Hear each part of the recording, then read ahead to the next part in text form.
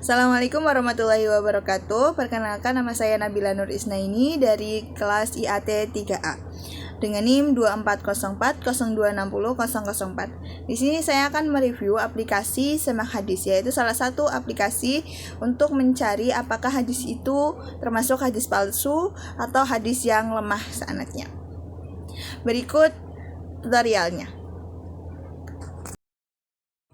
Baik, di sini saya akan mereview salah satu aplikasi takhrij hadis, di mana kita itu bisa mengetahui apakah hadis itu tuh termasuk palsu atau tidak. Nah, namanya aplikasi ini adalah Semak Hadis. Nah, Semak Hadis ini berasal dari Malaysia, di mana aplikasi ini berfokus ke hadis-hadis yang memang palsu bahkan atau yang bukan hadis. Nah, ini mari kita buka aplikasinya. Nah, di halaman pertama akan ada hadis-hadis kayak hadis-hadis yang sekarang sering digunakan.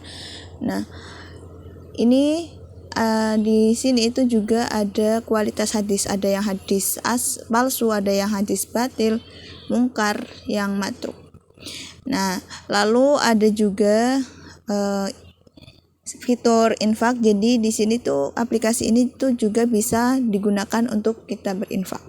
Nah, bagian info ini tuh menunjukkan info aplikasi bahwasanya aplikasi ini berasal dapat hal-hal yang diperoleh dari aplikasi ini yang berada dalam aplikasi ini tuh berasal dari seperti laman web hadis, buku-buku hadis, kajian, dan tesis-tesis yang berada dalam bidang hadis.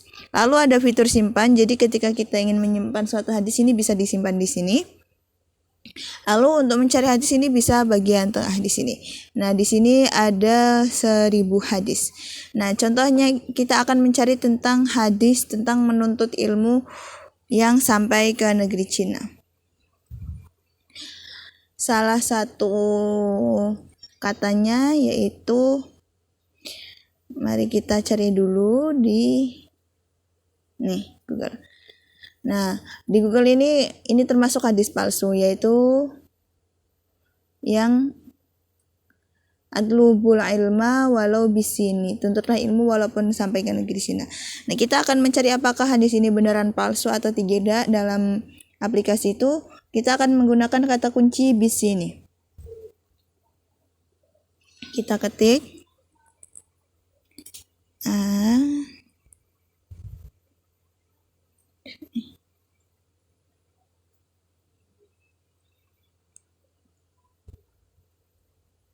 dan ternyata di sini termasuk ada yang mengatakan ini batil, ada yang mengatakan sanad-sanadnya lemah bahkan batil, lemah.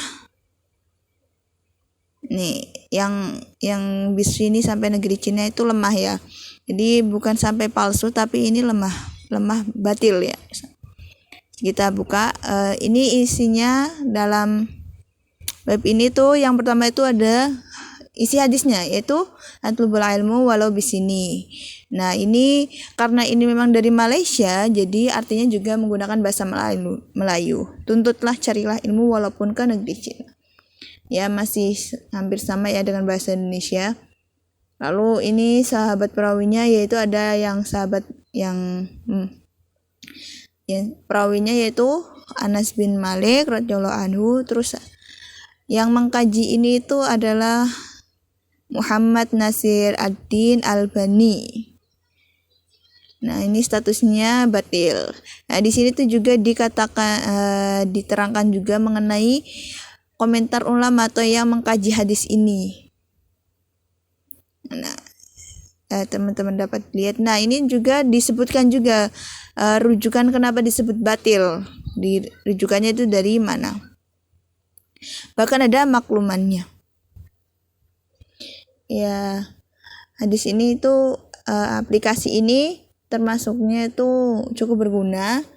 Namun memang terkhusus untuk mencari atau untuk membuktikan apakah hadis itu tuh sifatnya tuh batil atau lemah atau bahkan palsu. Nah, di sini ada lagi yang kedua, ini yang enggak ada sahabat perawinya. Terus ini tuh yang mengatakan bahwa sanad-sanadnya lemah. Dan ulama yang mengkaji adalah Al-Fatani. Nah, ini ada rujukannya. Jadi terus ada lagi ini lemah batin. Nah, ini dari Al-Fatani lagi, di sini dikasih rujukan dan makhluk. Ya. Kelebihan dan kekurangan dari aplikasi ini sendiri, yang pertama kelebihannya itu kita dapat mengetahui suatu hadis bahkan sampai status hadis tersebut apakah lemah ataupun bahkan palsu, akan sangat lemah. Lalu di sini kita juga mengetahui siapa sahabat perawi dari hadis, terus kenapa dikatakan palsu, siapa yang mengkajinya, dan komentarnya kenapa dikatakan palsu. Terus dan di sini itu juga memiliki rujukan-rujukan. Mungkin yang agak sulit itu ya karena ini memang kayak khusus untuk mencari yang lemah, jadi kita tidak bisa untuk mentakhrij hadis apakah hadis ini tuh dari sahih atau tidaknya, hanya bisa mengantarkan kita pada hadis apakah hadis ini lemah, palsu, atau matruk ya. Dan bahasanya juga karena ini dari Malaysia sehingga bahasanya itu Melayu. Mungkin masih familiar karena kita masih serumpun dengan bahasa Melayu, namun memang ada beberapa kata yang mungkin berbeda. Sekian dari saya mengenai review salah satu aplikasi yang bisa untuk mentakhrij apakah hadis ini. Tapi kalau ini tuh hanya terkhusus aplikasi yang mentakhrij hadis-hadis yang lemah atau palsu. Sekian dari saya. Wassalamualaikum warahmatullahi wabarakatuh.